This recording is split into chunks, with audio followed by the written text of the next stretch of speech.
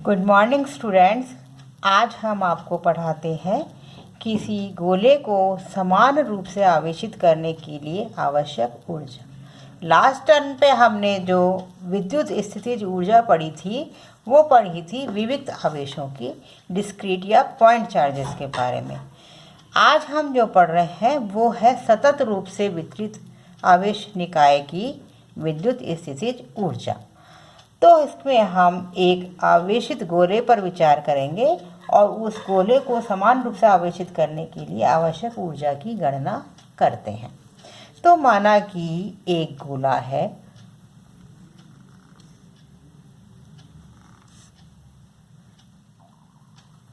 ये एक गोला है और इस गोले की त्रिज्या है r और इस पर q आवेश समान रूप से आवेशित, q आवेश से समान रूप से ये गोला आवेशित है।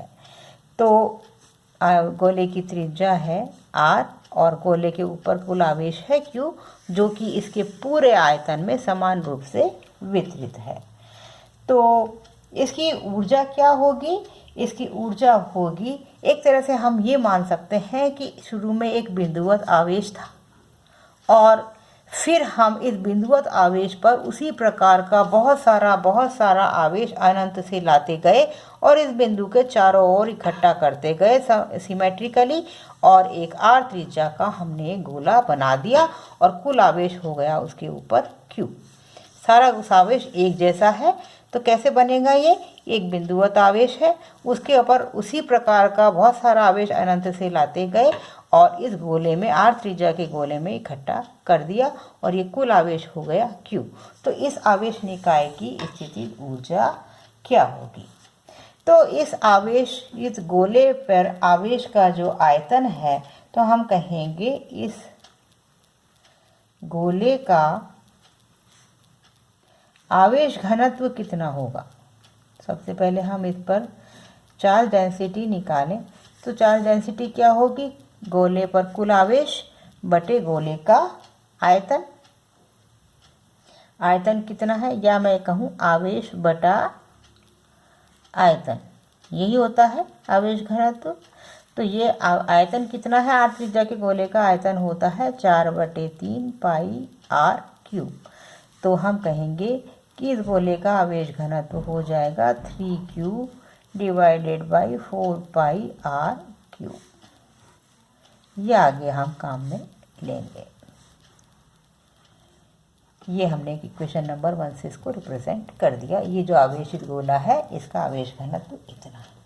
अब आप थोड़ा ध्यान से समझने की कोशिश करना कि इस आवेश पर हम आवेश के वितरण को समझने की कोशिश करते हैं। तो इसको समझने के लिए हम कह सकते हैं कि कोई भी गोला है वो बहुत सारी संकेंद्रित शेल से मिलकर बना होता है, गोलीय कोशों से मिलकर। कोई भी गोला क्या होता है, जैसे केंद्र है उसका एक छोटा सा गोलीय इसका कोश, फिर दूसरा कोश, फिर तीसरा कोश, ऐसे आते आते ये कुल एक बड़ा गोला बन जाता है। तो हम हर गोले को बहुत सारे गोलीय कोशों से मिलकर मान सकते हैं जिसका केंद्र एक ही होता है। अब यहाँ पर हम एक r त्रिज्या के गोले पर विचार करते हैं। इस बड़े वाले गोले के अंदर ही एक r त्रिज्या के गोले के ऊपर विचार करते हैं और इस गोले के अंदर, और ये मानते हैं कि इसके चारों तरफ dr मोटाई की ये एक गोलीय कोश है। कौन सा? ये वाला, इसकी मोटाई है dr। तो r त्रिज्या का एक गोला है और उसके चारों तरफ हमने dr मोटाई का एक गोलीय कोश माना है। तो आप देखिए कि इस r त्रिज्या के गोले में कुल आवेश का मान कितना होगा? ये बड़े गोले के अंदर ही स्थित है।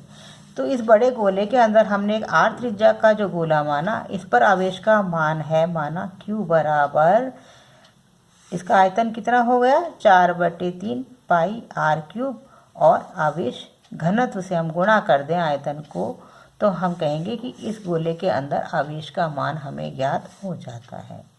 ठीक है। अब और ये माना कि ये जो dr मोटाई का जो गोलीय शेल है जिसकी त्रिज्या r है, इसके अंदर आवेश है सपोज dq। तो dq बराबर कितना हो जाएगा, गोलीय कोश का आयतन। एक r त्रिज्या और r प्लस dr मोटाई की गोलीय शेल का आयतन होता है 4 पाई r स्क्वायर dr।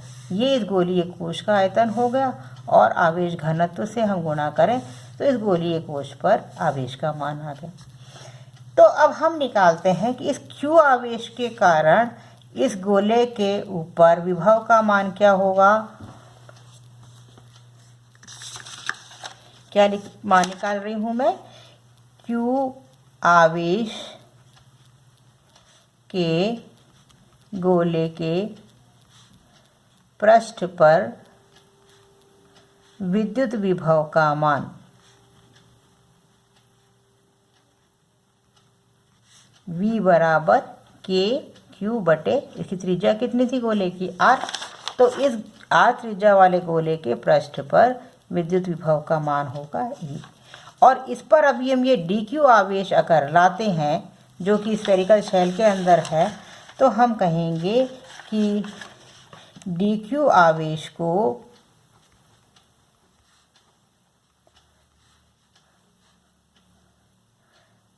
r त्रिज्या वाले q आवेश वाले गोले पर लाने में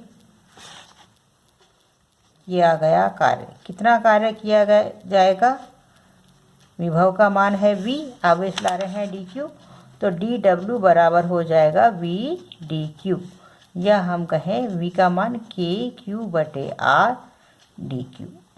ये हम, ठीक है, यहाँ तक आपको समझ में आ गया। अब मान रख देते हैं हम, dw बराबर k, q का मान है 4/3 पाई r क्यूब रॉ, और बटे यहाँ पर r है नीचे, और dq का मान यहाँ से इसको लिख देते हैं समीकरण 2, ये समीकरण 3 और ये समीकरण 4।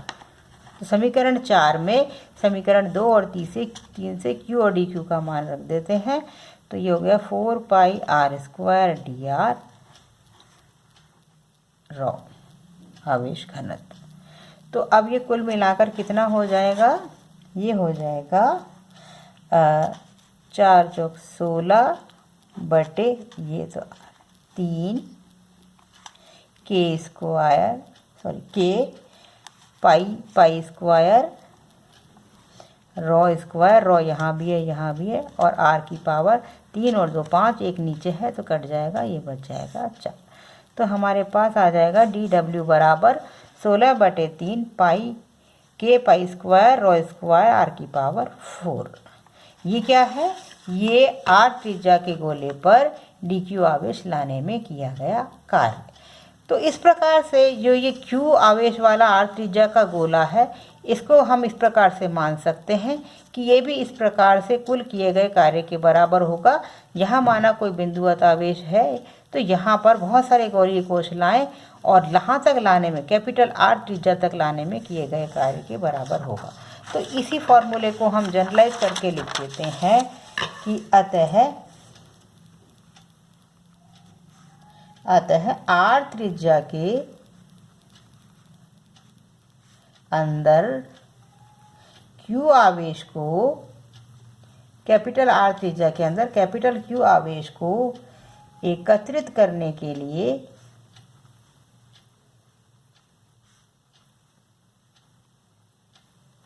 कुल आवश्यक ऊर्जा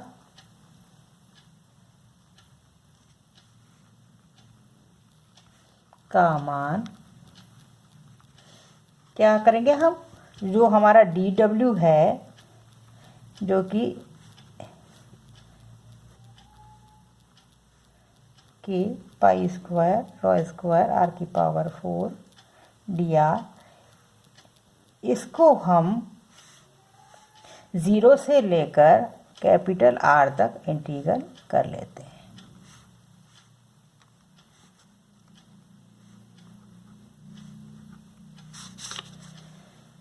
इंटीग्रल 0 to कैपिटल R। यहाँ हम इस समीकरण को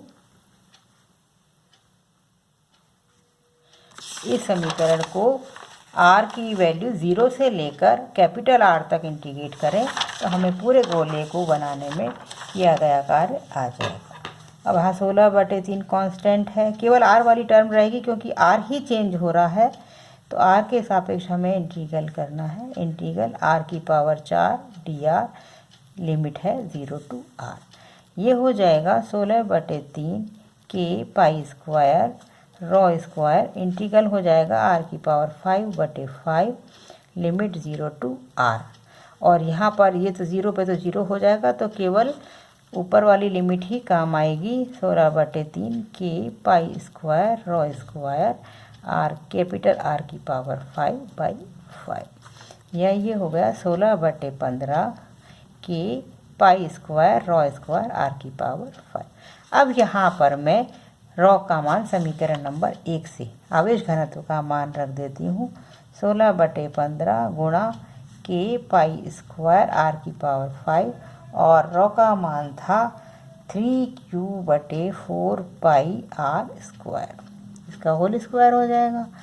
तो जब हम इसको देखेंगे तो आप देखिए 4 × 16 यहाँ मल्टीप्लाई हो गया और यहाँ 3 × 9 आएगा, 9/15 यानी 3/5 के पाई स्क्वायर यहाँ कैंसिल हो जाएगा और R⁴ यहाँ आएगा, 5 यहाँ था और Q² और एक सेकेंड यहाँ नीचे πr³ था, है ना, 4/3 πr³, तो नीचे R आ जाएगा। इसको मैं एक बार और यहाँ पर भी लिख देती हूँ।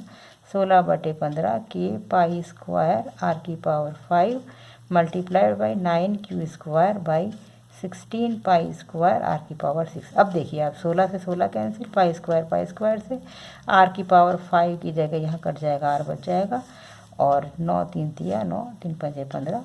तो हमारे पास आएगा एक Q आवेश के R त्रिज्या के आवेश को समान रूप से आवेशित करने में कुल किया गया कार्य या R त्रिज्या वाले Q आवेश वाले गोले की कुल विद्युत स्थितिज स्व ऊर्जा यानी कि इस गोले की खुद की ऊर्जा होती है।